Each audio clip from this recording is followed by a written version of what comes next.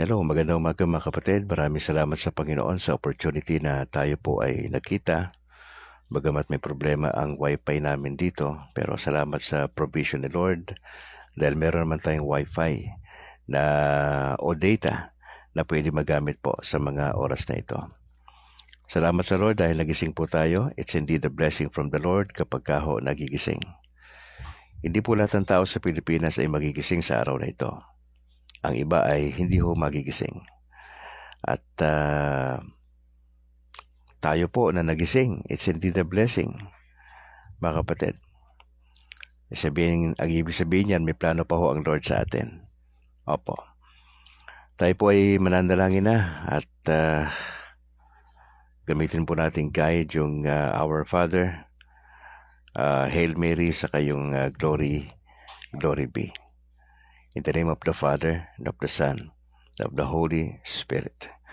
Our Father who art in heaven, hallowed be thy name. Thy kingdom come, thy will be done on earth as it is in heaven. Give us this day our daily bread, and forgive us our trespasses, as we forgive those who trespass against us. And lead us not into temptation, but deliver us from evil. Amen. Hail Mary, full of grace, the Lord is with you. Blessed are you among women, and blessed is the fruit of your womb, Jesus. Holy Mary, Mother of God, pray for us sinners, now and at the hour of our death. Amen. Glory be to the Father, and to the Son, and to the Holy Spirit, as it was in the beginning, is now, and ever shall be, world without end. Amen. In the name of the Father, and of the Son, and of the Holy Spirit. Amen. Magandang umaga, Pilipinas, Luzon, Visayas, Mindanao. Salamat po for tuning in sa ating broadcast today. Today is Sunday, the Lord's Day. Happy Lord's Day, mga kapatid. Magandang umaga, Ate Angel, Amoma, dyan sa Japan. Good morning, Bro Calix, at sa lahat ng mga taga-subaybay. God bless to all of us. Maraming salamat, kapatid na Angel. Pagpalain kayo ng Lord sa inyong work, sa inyong buong pamilya, at sa mga kapatiran dyan sa Japan, na kung saan po kayo ay naroon, nagtatrabaho, at sa inyong parish priest. God bless. Gusto ko lang ipagpasalamat sapagkat kahapon galing po kami doon sa Little Way Seminary sa Kabangkalan. Ang tropa ng CFD at sa Diocese ng Bacolod ay nagpunta para ho magturo patungkol sa apologetics. Opo.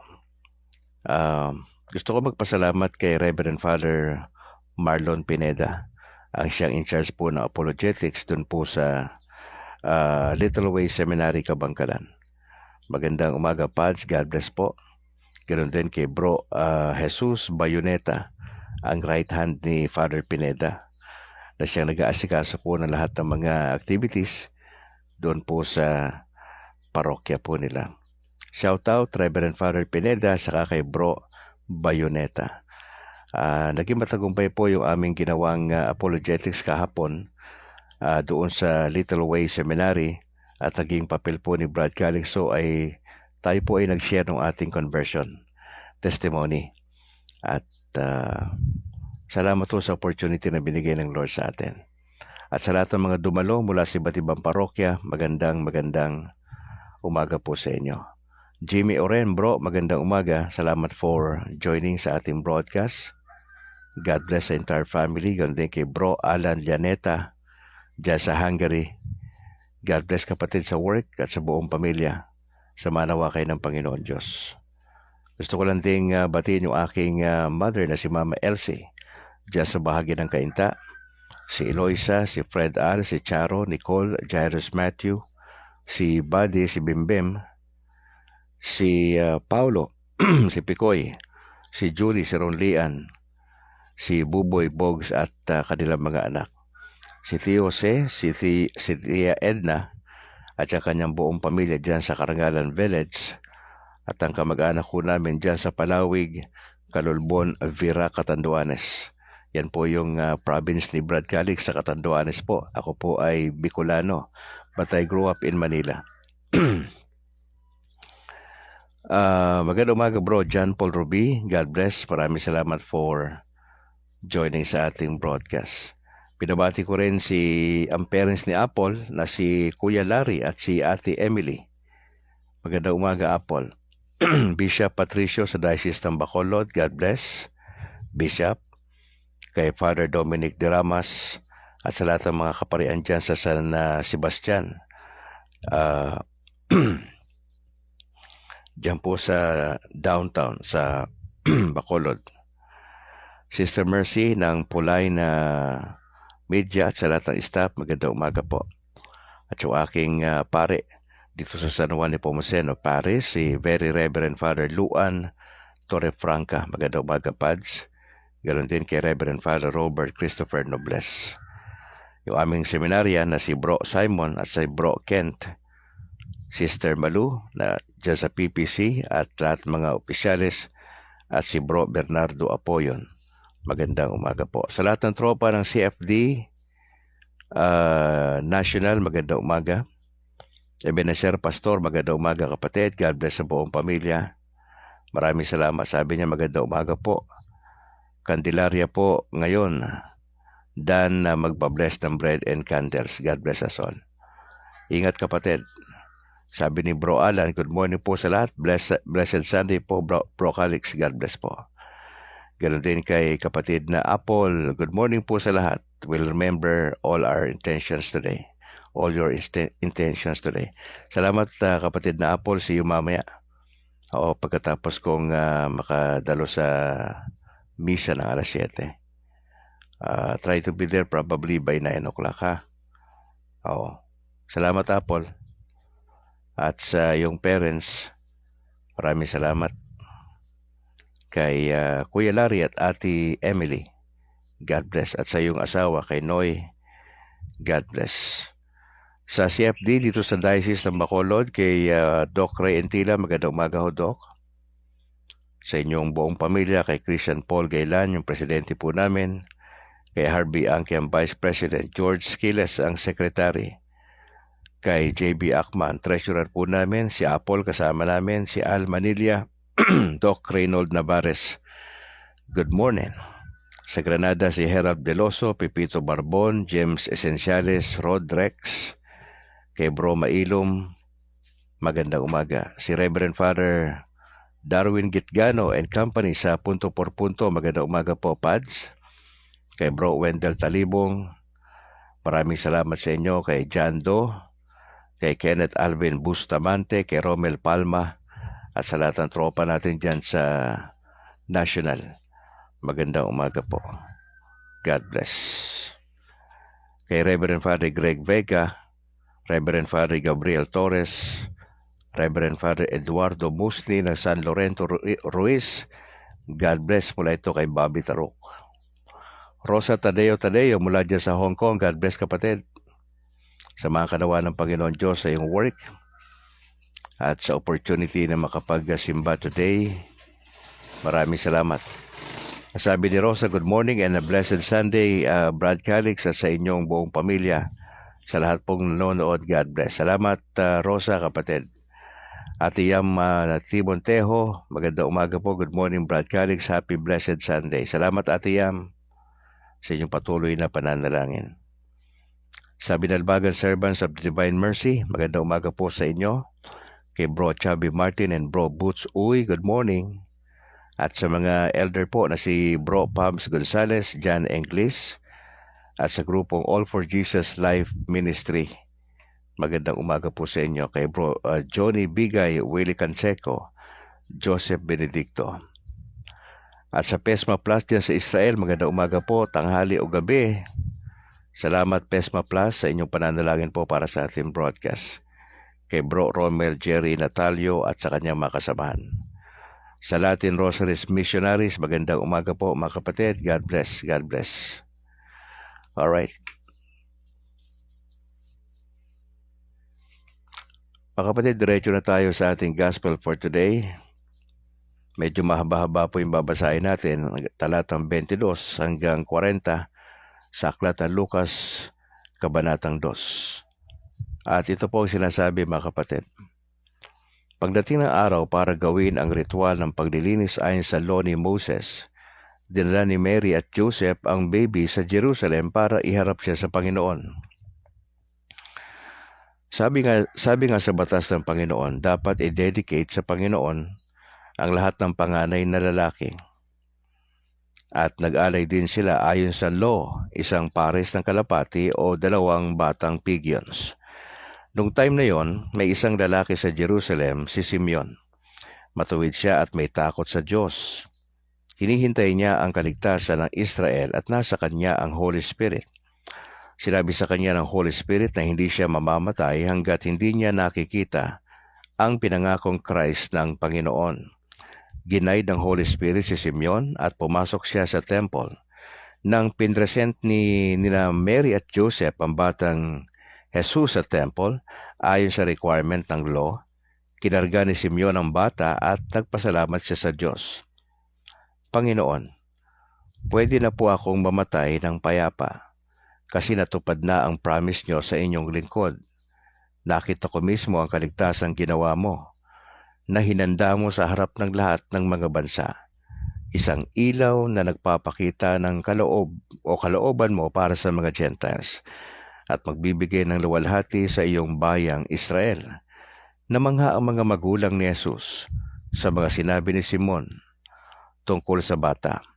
Blines nila ni Simeon at sinabi niya kay Mary, pinili ng Diyos ang batang ito para wasakin at iligtas ang marami sa Israel. Magiging sign siya na galing sa Diyos pero lalabanan siya ng mga tao. Kaya marireveal ang mga sikreto nila. May experience mo ang sobrang lungkot na parang patalim na sasaksak sa puso mo. Magandang umaga, Ray Panganoron. God bless. Blessed Sunday morning po, ang sabi ni Ray. Nandun din ang matandang prophet at biyuda na si Ana. Anak siya ni Panuel na nanggaling sa tribe ni Asher. 7 taon lang sila nagsama ng asawa niya, tapos nabiyuda na siya. Siya ay 84 na taon. Hindi siya umaalis sa temple. Araw at gabi siyang nagwo-worship, nagpa-fasting at nagpi-pray. Noong oras na yon, dumating siya at nagpasalamat sa Diyos. Nagsalita siya tungkol sa bata, sa lahat ng naghihintay sa kaligtasan ng Jerusalem. Nang magawa nila ang lahat ng requirements ng law ng Panginoon, bumalik sina Mary at Joseph sa bayan nila sa Nazareth sa Galilee. Lumaking malakas at matalino ang bata at nasa kanya ang blessing ng Diyos. Sander Salarda Espina. Magandang umaga kapatid. Morning Brad. Shout out from Jensen Deo Gloria. Sabi ni Sander. God bless kapatid ha. Maraming salamat for joining sa ating broadcast. Mga kapatid, nung pastor pa ho ko, ang tawag namin dito sa event nito ay child dedication. Kami ho ay nagpa-practice niyan bilang mga Baptist. Na kung saan ang parents ay nagdi-decide na ialay yung anak. Dito kasi sa Bible, sa Old Testament especially, ang ina-offer lang po yung lalaki at panganay. Okay? Yun po yung sistema sa Bible, panganay lang. Kung may mga anak ka pa na iba dyan, hindi na yon. Kung may 7 anak, yung panganay lang. Yun yung laging may parang importante, panganay. Hindi babae, lalaki. Pinapractice po namin yan, kung po'y pastor pa. At may mga ninong at ninang yan. Apo. At in-explain ko po yan doon sa parents muna. Meron akong personal charge doon sa parents na palakihin ng bata ng maayos ayon sa prinsipyo ng salita ng Diyos. At yung mga ninong at ninang ay binibigyan ko rin ho ng habilin na sila po yung tatayong ikalawang magulang. Siyempre, pagka namatay yung parents ng bata, obligasyon nila yon na tulungan. Kaya nga ho, pinapaliwanag ko rin sa parents, huwag silang basta kukuha ng mga ninong at ninang ng bata na mga irresponsable. Kasi sa kultura natin parang parang hindi na naiintindihan yun na kapag ikaw ay kinuhang ninong at ninang, talagang yan, may responsibilidad na kaakibat. Opo. At syempre, magiging maingat din ho tayo na mga na parents. Yun po yung ginagawa namin dati, no? Ako po'y pastor pa. Pero dito nakita natin, dito po sa eksena na ito, yung parents ho, si Maria saka si Joseph ay nagpasya sila na ialay etong si Jesus. Mga kapatid, wala na hong naging mga kapatid pa si Jesus maliban po sa kanya. Nag-iisa po ito. Kaya po yung mga sinasabi ng iba na may mga naging anak pa raw si Maria pagkatapos isilang si Jesus, wala na po. Maagang namatay si Joseph. At yung mga kapatid at anak na binabanggit sa Gospels, probably ito yung mga anak ni Joseph sa kanyang unang relasyon. Opo. Pero hindi na ho masyado naklaro yan sa salita ng Diyos. But we believe na wala na hong naging anak si Maria maliban sa ating Panginoong Hesukristo. Mga kapatid, anong makikita mo ritong prinsipyo? Malaki ho yung papel ng magulang sa resulta ng anak sa future. Mahalaga po ito mga kapatid, itong ipinipresent yung anak natin sa Panginoon Diyos. Usually, ang ginagawa natin dyan, di ba? Panganay man o hindi, sa sakramento ng bautismo, tama? Yung binyag. Sa amin, ang tawag namin dyan, child dedication, itong event na to . Pero sa atin, di ba? Yung binyag. Ang binyag, lalaki o babae yan. Kapag depende kung ilang taon ipabibinyagan. Pero ang nagdi-decide dyan, hindi yung bata. Ang nagdi-decide dyan primarily, mga magulang, tama? Noong ako po ibinyagan noong 1970, pinanganak po ako ng 1970. 2 linggo lang after nung isinilang ho ko, nag-decide yung nanay ko, yung parents ko, na ako po ipabinyagan. Malay ko ba? Ako ba'y may kinalaman doon? Kinonsulta ba ako ng parents ko na bibinyagan ako? Wala akong decision nun. Decision yun ng parents ko. At syempre, alam nila kung bakit kailangan gawin yon na bibinyagan. Mga kapatid, importante ito, no, yung pinag-uusapan natin na ito. Ibig sabihin ko, ang Katoliko na parents ay hindi masyadong naunawaan ang salita ng Diyos, palagay ko hindi magkakaroon ng ganito na iaalay niya ang kanyang mga anak sa Panginoon Diyos. Rod Nicolas, bro, magandang umaga. Peter Pladhero, magandang umaga rin. Good morning, Brad. From Oringao, Paris daw, sabi ni Peter. God bless po, mga kapatid. Rod, sa buong pamilya, ha, maraming salamat for joining. Nakita mo rito 2 tauhan dito sa Old Testament, si Simeon at saka si Ana na byuda. Pares ito naglilingkod sa Panginoon. Si Simeon, makita mo na ayon po sa Bible, na sabi niya Lord, kunin niyo na ako, nakita ko na yung tagapagligtas. Tapos si Ana naman, nagpasalamat sa Panginoon dahil inabutan niya yung Kristo na tinawag na Jesus. Opo, parehas na itong may mga edad na ho ito .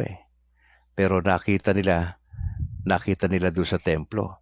Nahawakan po nila at nagpasalamat sila sa ating sa Diyos sa pagkakataong yon. Binanggit po ni Simon yung sa talatang 34 na sinabi ron sa parents ni Jesus, pinili ng Diyos ang batang ito para wasakin at iligtas ang marami sa Israel.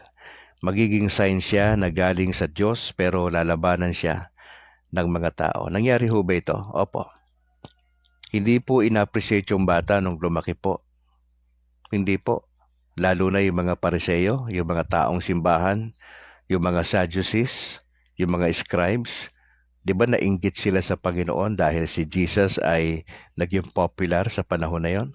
Siya po ay nangangaral, nagtuturo, nagpapagaling, gumagawa po ng himala. Banas na banas ang mga religious leaders na ito sa Panginoon at dumating yung point, di ba, na kung saan pupunta si Jesus, bumubuntot-buntot sila. Ano pong kanilang motibo? Hanapan ng mali si Jesus para akusahan siya later on. Nagtagumpay ba sila? Yes, nagtagumpay sila. Actually, ang nagpapako sa krus, eto mga religious leaders na to, sila yung nagpakana, nagplano, mastermind ho sila. Nagtagumpay sila, pero akala nila nung namatay ang Panginoon Diyos, defeated na po. Hindi ho. Hindi ho. Yun ho yung overall plan ng God the Father na itong God the Son na mula doon sa langit kasama po ng God the Father and God the Holy Spirit ay nagkaroon ng pag-uusap na o sige, ikaw yung magkakatawang tao. At yung pinaka-mission ni Jesus Christ is to die for all. Yung kanyang death is for humanity. Kaya salamat sa ginawa ng Panginoon Diyos. Nagtagumpay. Pero nakabuti yon sa humanity, yung kamatayan ng ating Panginoon Diyos sapagkat siya po ay pinili ng Diyos. Gusto kong bigyang pansin din dito mga kapatid, na sabi ng Biblia, lumaking malakas at matalino ang bata at nasa kanya ang blessing ng Diyos. Kung itong parents ni Jesus na si Joseph sa si Mary ay irresponsableng magulang, do you think lalaki ng maayos itong si Jesus? I don't think so. Wala hong irresponsableng parents na nagiging mabuti ang mga anak sa dulo. Hindi ho. Walang ganong kwento. Hindi man perfect yung ating mga magulang, pero di ba iginagapang nila yung pag-aaral natin. Nagtitinda lang ng taho, security guard, driver po yung parents, pero napagtapos sa mga anak, cum laude, summa cum laude, 'di ba? May mga abogadong nagtapos. Marami tayong kwentong ganyan sa Pilipinas na kamangha-manghang kwento. Jermeline Honasan Balahadja dyan sa San Pedro, Laguna. Magandang umaga kapatid. Ganon din sa aking mother na si Mama Elsie Manlangit Calixto dyan sa Cainta Rizal. Salamat ma for joining sa ating broadcast. Lumaking malakas at matalino ang bata dahil yung kanyang parents responsable. Huwag nating sisihin ng Diyos kaya hindi nakapag-aral yung anak natin. Huwag nating sisihin ng Diyos kaya yung mga anak natin napapariwara. Bakit nag-asawa na maaga, walang direksyon? Nag-aaral pero bakit ganon? Off and on sa school. Bakit masasakitin yung mga anak natin? Mga kapatid, malaki ho ang porsyento ng parents dyan. Ba't hindi nakapag-aral? Ang tanong lang naman sa atin, anong ginawa natin? Bakit natin itutulan sa atin na hindi nakapag-aral yung anak natin, matatalino? Bakit hindi natin sila bigyan ng tsansa? May ginawa po ba tayong mga hakbang para sila'y mapag-aral? Di po ba? Kaya yung pagiging parents po napaka mabigat po yan Opo, hindi siya biro. Hindi siya biro. Kaya kung mali yung simula, posible sa dulo niyan mali rin po talaga Pero ang lahat naman ng problema naaayos kapag si Kristo ang pumagitna. Yun lang ho yun. Maaaring magkamali ang isang Katoliko sa unang bahagi ng kanyang parenting, pero mahalaga may realization na mali po tayo at lumapit tayo sa Panginoon, inayos natin ang buhay natin at susundan natin ang prinsipyo ng kanyang salita. Malaki ho ang pagkakataon na ang possibility na maayos po yung ating mga anak. Pero may mga pagkakataon, righteous yung parents May takot sa Diyos. Inaasikaso yung mga anak. May mga kwento naman na yung anak pinili nilang magkaroon sila ng problema sa dulo. May mga parents na todo suporta sa pag-aaral, yung mga anak nila. Tapos imbis nag-graduate sila ang iniharap nung anak niyang babae problema na siya ay buntis, di ba? O lalaki naman nakabuntis. Maraming maraming mga factors ba't nangyayari. Minsan hindi kasiguraduhan na righteous ang parents, righteous din yung mga anak. Pero sa case dito ni Jesus, iba napalaki ni Joseph at ni Mary si Jesus ng maayos. No, hindi naman nakalagay sa Bible kung ano diet nila, no? Di ba? Nag-gym ba si Jesus nung panahon na yun? I don't think so. Wala namang pang ganun nun eh. Di ba? Pero alam natin, responsable ang mga magulang. Kaya ho ang resulta, lumaking malakas at matalino ang bata. Gusto ko po magtanong sa inyo mga magulang, kamusta po ang inyong performance sa inyong mga anak? Pagka may mga assignments ba sila, kung malilit pang anak ninyo, nandyan din ho kayo?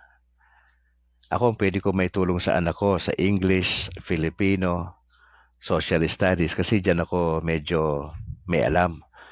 Pero pagka math na ho at sa ibang subject, misis ko na ho yan. Opo.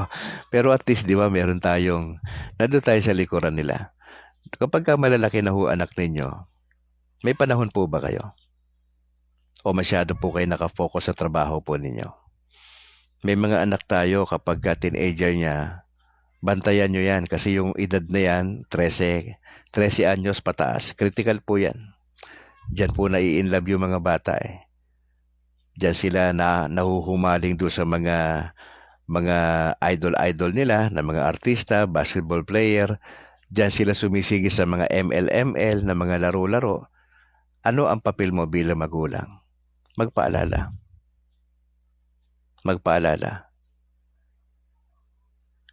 Huwag masyadong mahigpit at huwag masyadong maluwag. Nandun ka sa gitna. Kasi kung passive tayong parents, problema po yan. Yung hayaan mo lang yung anak mo. Hindi ho.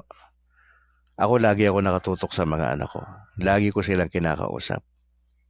Kasi pag walang communication, tapos na ho ang laban.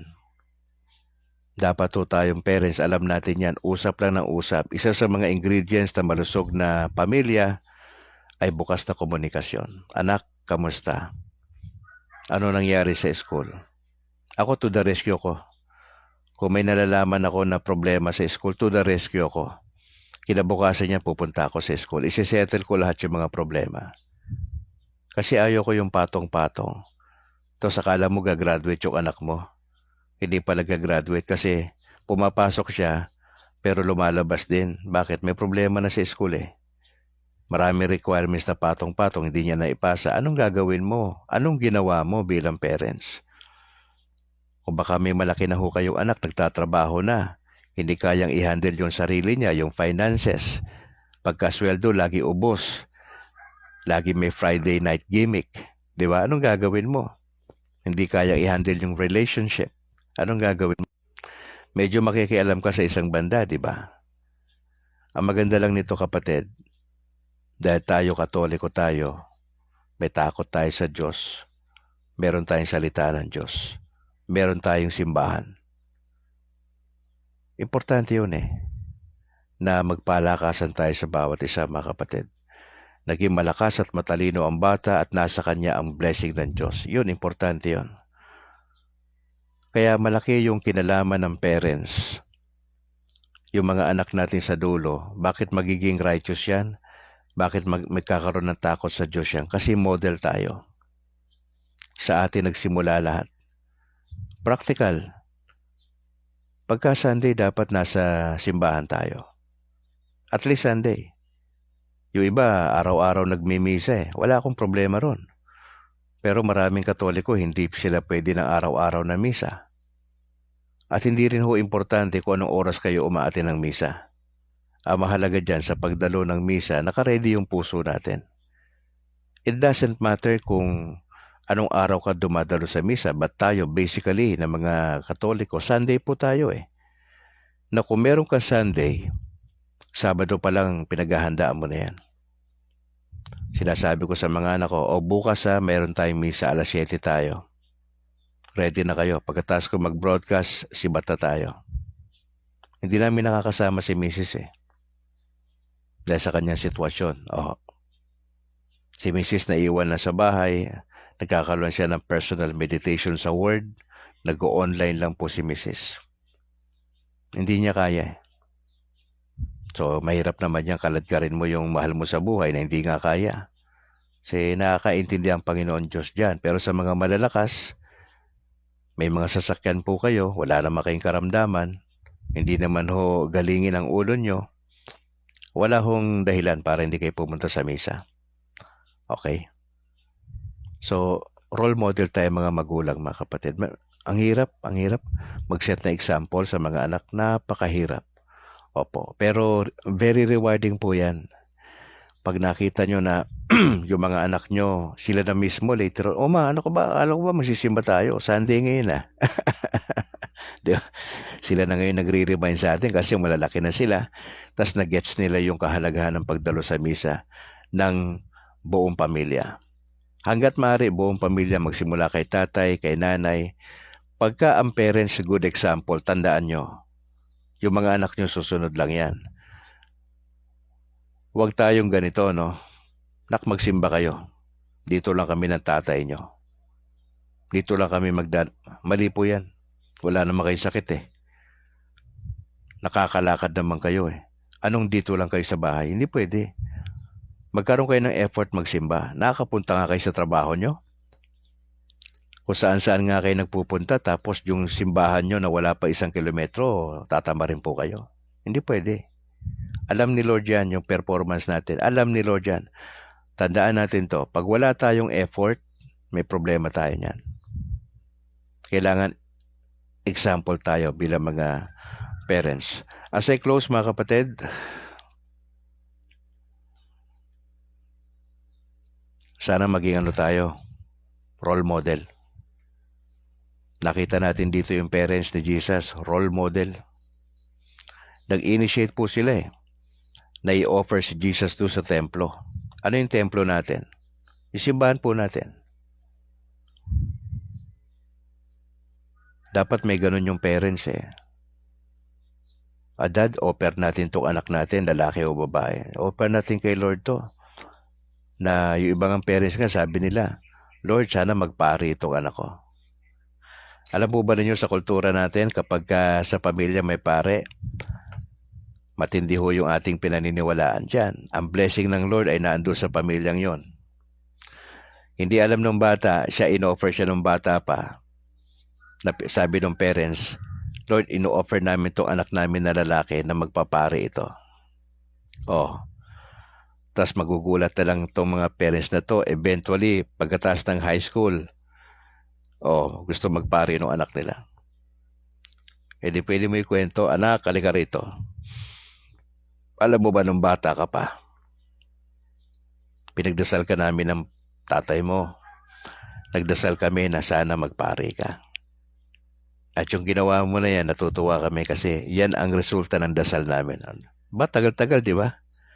Ilang taon din yon, di ba? At tapos ng senior high, kumuha ng exam sa isang seminary, pumasa sa exam, tapos enrollment na sa AB Philosophy.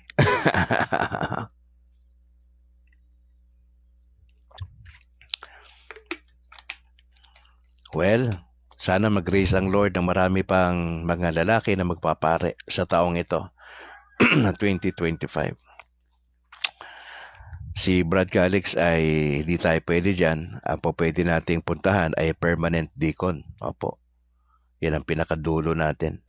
And Lord willing, ay mangyari po yan. Yan po yung desire ng heart ko, to become a permanent deacon later on. May mga pinagdadaanan tayo ngayon ng mga training at sana magamit ng Lord yan na mga pagsasanay na yan in preparation po doon sa role na aantabay sa mga pari natin. Tayo po yung tumutulong sa mga pari later on. At the Lord is so good. Ako po ay masaya sapagkat nandyan kayo, nakasama ko, na patuloy tayong nagpapatuloy. Let me encourage you, mga kapatid. Magpatuloy kayong Katoliko. You don't need to go to Protestant church. You stay as Catholic. Bakit po? Kasi yung founder natin si Jesus, nasa tamang simbahan ka.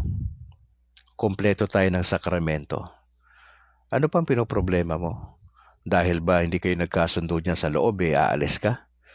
Dahil ba napagsabihan ka ng pari mo, nasaktan yung loob mo, aalis ka? O kaya magsasama ka pa dyan ng mga kaibigan mo na aalis kayo at lilipat kayo sa ibang simbahan, papunta kayo sa protestante. You don't need to do that. Simple lang yan, baba mo yung pride mo, kapatid. Makipagkasundo ka sa pare. Tatay mo yan. Tandaan mo tatay mo yan. Maski na bata pa yung pare. Yung pare namin, mas matanda pa ako eh. Pero nire-respeto ko yun kasi tatay ko yun. Spiritual. Mer S, maganda umaga, Mer. God bless. Nire-respeto ko yun. Hindi ko tinignan yung edad ng pare namin eh. Kasi kung titignan ko lang yun, punta ako doon sa mga paring mga kasing edad ko. Doon ako magsisimba. Pero bakit sa kabila ng bata pa yung pari namin, nandyan ako? Naintindihan ko tatay ko yun eh. Spiritual kasi pinag-uusapan dyan, di physical eh. Pari yan eh. Siya yung representative ni Jesus sa lupa eh.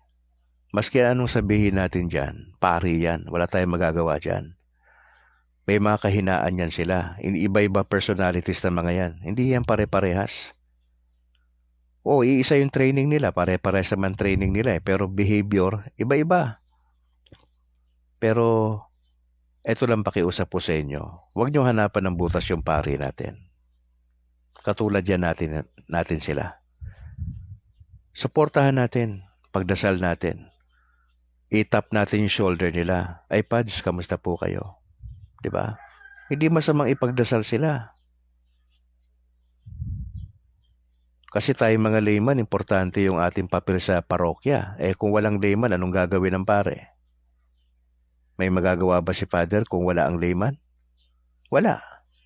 We need each other, mga kapatid. Huwag kayong lumipat. Huwag kayong umalis sa parokya nyo. Mahalin nyo yung parokya nyo. Ito nga po yung aking challenge eh. Sana sa bawat parokya, ibalik natin yung hindi tayo nagmamadali pagkatapos ng misa. Magkape-kape muna tayo. Magkape-kape tayo. Opo. May naka-assign sa kape, may naka-assign sa tinapay. Ano ang purpose ng kape-kape? Kwentuhan ng konti habang nagkakape. Tapos, ipagdasal ang bawat isa. Encourage bago mag-uwian sa bahay. Ay brad, meron tayong small group na ganito may Bible sharing nga pala tayo. Join ka sa amin. Ganun dapat ang attitude natin, hindi yung Zimbabwe tayo. Ano yung Zimbabwe, Brad Calix? Yung si Simba uwi na. Zimbabwe. Hindi pwede yung Zimbabwe. Dapat meron tayong, may konti pang extended na, 1 oras lang bitin na bitin yan eh. Pagka nagsisession nga kayo, di ba, magdamag kayo nagsisession? Pag nanonood kayo ng telenovela, enjoy na enjoy nyo. Tapos pagdating sa misa, nagmamadali pa kayo. Balik natin yon kapatid ha. Yun yung suggestion ni Brad Calix sa buong parokya nationwide. Mag-initiate ka dyan. Kausapin mo yung PPC president dyan. Na sis, baka pwedeng magkaroon tayo na extended pagkatapos ng misa. Tapos naka-delegate lang yan kada Sunday. Diba? Yan yung ginagawa namin eh. Pagkatapos ng service namin, worship service, may merienda time yan eh. O kwentuhan yan eh. Tas bago umalis yan, nagpipray kami yan, Brad, anong request mo? Ano concern mo? Ganun, nasa ospital yung mahal mo sa buhay. Tas pinupunta namin sa ospital yan. Hindi kami nagpapabaya sa mga kapatiran. Kung may concern yan, may may alamutan yan. Dudukot kami maski papano. Hindi na importante yung magkano binigay mo, tinulong mo eh. Yung gesture. Makita nila na hindi lang tayo concerned na nagsisimba-simba tayo. May pakialam tayo sa kanila, sa pinagdadaanan nila. Ano mararamdaman nila? Na-confine yung asawa nila doon sa ospital. Tapos tayo may small group to the rescue. 'Di ba? Iba yun. Yun ang kulang sa atin eh. Balik natin yan. Alam mo, pagka may ganyan tayo, sensitive tayo sa mga kasama sa simbahan. Alam mo, maganda yan eh. Magiging solid tayo. Wag tayong simba, uwi na kaagad. Nako. Pag ganyan tayo, typical na Katoliko yan eh. i-level up natin, kapatid. Ito suggestion hindi ko kayo inuutusan. Maganda ho magiging mangyari nito pagka subukan natin. Etong taon na to, maganda ho ang dating yan. Maganda po, ha? Oo. Mga kapatid, see you mamayang gabi, Lord willing. Maraming salamat po sa opportunity na tayo ay nagkita ngayon. Mga kapatid, punta ho kayo sa FB page ng Catholic Merchandise kung nais po ninyong tumulong para po ito sa amin sa CFD sa Bacolod. May mga binibenta ho kami ng mga items doon. Yung proceeds nito, ginagamit ho namin sa mga lakad namin, sa mga seminar sa iba't ibang lugar sa Negros. Yun lang ho kasi yung maliit na naisip namin para ho magkaroon kami ng pondo. Kung interesado po kayo, punta kayo doon sa FB page na Catholic Merchandise ho. At makikita nyo yung mga items natin doon. Nandun din ho yung mga information natin para ho sa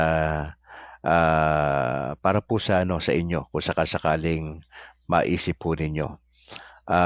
Mas pinuproport po namin yung t-shirt na cute, yung Catholic Until the End. Makita mo yan doon sa Facebook page ng Catholic Merchandise. At ano man pong maitutulong nyo dyan, malaki ho ang niyan. Para ho pag may mga seminar po kami, nakakaikot po kami, doon ho namin kinukuha yung kikitain po dyan. Bobby Tarok, magandang umaga bro. Good morning, happy Lord's Day po sa lahat to. Salamat Bobby ha. Salamat sa pag-share ng video. Mamaya po ata mayroong formation sila bro George dyan sa malapit dyan sa Ayala. Sa park ata dyan ata sila nila Apple. So, pag-pray natin mga kapatid. Mga kapatid, continue to pray for my wife po sa kanyang sitwasyon. Medyo nahihirapan po siya sa mga panahon na ito. Hirap po siyang kumain, hirap po siyang matulog dahil lagi pong masakit yung kanyang tiyan. Hindi po siya sa ospital. So, yan po yung kanyang desisyon at kami lang ho ay nagdadasal para sa kanyang sitwasyon. Ipagdasal niyo po anytime this week, yung aming kasal po sa simbahan could happen. Probably this week. Opo. At mamaya ho kausapin ko yung aming parish priest sa sitwasyon. Ipagdasal niyo po. Maraming salamat po doon sa mga tumutugon sa pangangailangan ng aking may bahay. Maraming salamat po. If you would like to help po, just let me know mga kapatid ha. Ito po ay bukas para po doon sa mga kapatiran na meron pong desire na tumulong. Hindi na humahalaga yung amount ang lang po doon yung gesture ninyo, yung generosity ninyo. Opo, doon ho okay na po kami doon. Kaya maraming salamat sa nagdadasal sa amin. Sabi ni Apple sa Lagun, ayan, CFD Bacolod sa Lagun. Oo. Sabi ni Rosa, maraming salamat sa Diyos dahil nandiyan ka, Brad Calix, na instrumento niya para sa aming lahat. Ikaw ay tunay na pastol. God bless po mga kapatid. To God be the glory lang po tayo, kapatid na Rosa, Tadeo. Sige po tayo manalangin in the name of the Father, and of the Son, and of the Holy Spirit. Ama, salamat sa aming napag-usapan sa umagang ito. Patawarin niyo kami sapagkat minsan hindi kami role model sa aming mga anak. Nagdadasal kami sa taong ito, makabawi kami at maging responsable na magulang. Salamat sa example na ginawa ng parents ni Jesus na siya inialay sa templo. At ang resulta nito, si Jesus ay lumaki ng malakas at naging kaalugod-lugod sa Diyos. Maraming salamat po. Sana maisip namin ng mga magulang na bahagi ng pagiging responsible po namin ay i-guide namin yung mga anak namin sa tamang landas. Kami nagdadasal po na tulungan nyo kami magsimula sa tatay na maging responsable. Sundan namin ang prinsipyo ng inyong salita. Ako'y nagdadasal sa lahat ng mga kaparian ngayon na magsasalita. Kauna-unahan sa aming Pope Francis, sa kanyang homily doon sa Vatican, pagpapalain niyo po. Lahat ng mga cardinals, we just pray for good health. lahat ng archbishop, bishops, monsignor, lahat ng kaparian, especially sa Pilipinas. Pagpapalain po ninyo ang bawat parokya sa Pilipinas. Dalangin po namin ang mga homilies na maririnig. Pagpapalain nyo mga kaparian sa kanilang pag-deliver ng message. At lalo na kami, seryosohin namin yon kasi napaka-importante. Lord, maraming salamat sa inyong salita. Ihanda nyo kami sa aming pagdalo sa misa, anong oras man yan. Maghihanda ang aming puso. Pagpalain nyo po sa Lagun mamaya ang formation ng mga taga-Bacolod. Pagpapalain nyo ang kanilang pag-uusap at ang kanilang pagbabahagi ng mga pamphlet mamaya po. At hinihiling namin na yung patuloy na pagbibigay sa amin ng kalakasan at pagpapagaling sa aming mga karamdaman. Especially po ang aking may bahay, si Ronalyn, si Wenny Angel at yung iba pang mga kasama namin dito na may mga pinagdadaanan sa buhay, negosyo, pamilya, relasyon at sa buhay pananampalataya. Pinagdadasal ko po ang mga kasama namin sa broadcast today. Samahan niyo po sila sa kanilang struggle spiritually. Sana magtagumpay kaming sabay-sabay ngayong taong 2025. Gamitin niyo rin po ang broadcast na ito upang magbigay ng encouragement sa mga Katoliko, sa Catholic community nationwide and outside ng Pilipinas. Maraming salamat po, Ama, sa inyong gagawin sa amin. Ihanda po ninyo ang aming isipan at puso sa pagdalo sa gawain. We pray this in Jesus' name. Amen. In the name of the Father, and of the Son, and of the Holy Spirit. Mga kapatid, salamat for joining. Kapatid na Rego Perocho, God bless sa buong pamilya, sa inyong hanap buhay po dyan sa Kuwait. Samahan nawa kayo ng Panginoon Diyos sa maghapong ito. Mamayang gabi, magkikita tayo, Lord willing, alas 8 ng gabi.